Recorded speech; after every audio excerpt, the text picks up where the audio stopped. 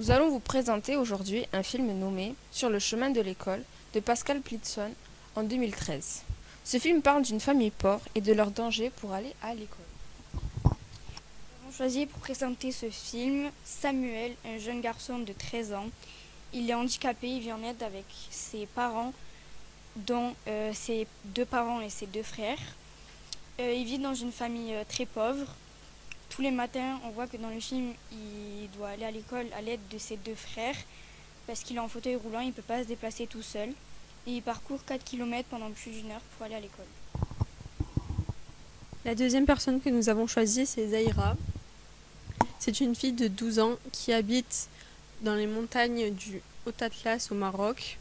C'est une famille très pauvre. Elle vit avec ses parents, ses grands-parents et sa grand-mère. Tous les lundis, elle doit parcourir 22 km en 4 heures et va passer sa semaine dans un internat. Car si elle doit aller à l'internat, c'est parce qu'elle vit trop loin de l'école. Et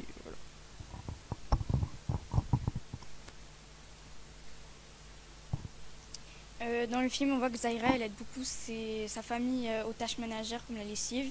Mais Samuel, lui, il peut pas puisqu'il est handicapé et c'est compliqué. En termes de discrimination, on voit que Samuel dit que normalement les élèves handicapés comme lui ne devraient pas aller à l'école. Samuel est l'un des seuls de son école à être handicapé. Sa famille est pauvre, donc il a du mal à payer ses études, surtout pour le collège et lycée, car l'école primaire n'est pas payante.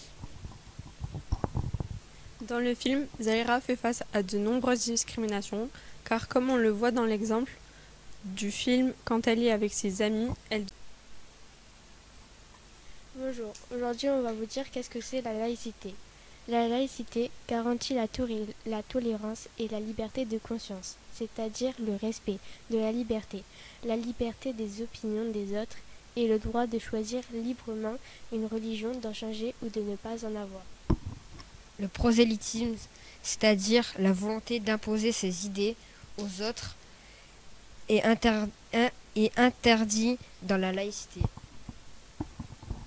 Le 28 mars 1982, la loi de Jules Ferry qui dit que les écoles vaqueront un jour par semaine, en outre du droit aux parents, s'ils le souhaitent, de donner à leurs enfants un enseignement religieux en dehors des édifices scolaires. L'enseignement religieux est facultatif dans les écoles privées. Le 9 décembre 1905 a lieu la loi qui garantit la liberté de conscience. Elle garantit le libre exercice de culte sous les seules restrictions édictées, ci-après dans l'intérêt de l'ordre public.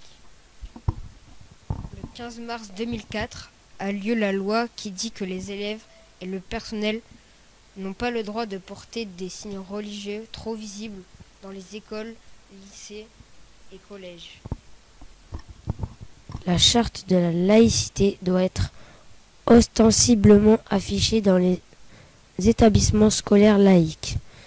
Sur le mur du préau, et la charte est affichée dans le carnet et sous le mur du préau. La laïcité en France est représentée avec des symboles comme l'arbre de la laïcité, planté en France pour célébrer l'anniversaire de la loi du 9 décembre 1905. Les mains de couleurs différentes sont faites pour présenter la justice et l'égalité, quoi que ce soit nos origines, notre religion, notre couleur de peau, notre sexe, notre orientation sexuelle, etc.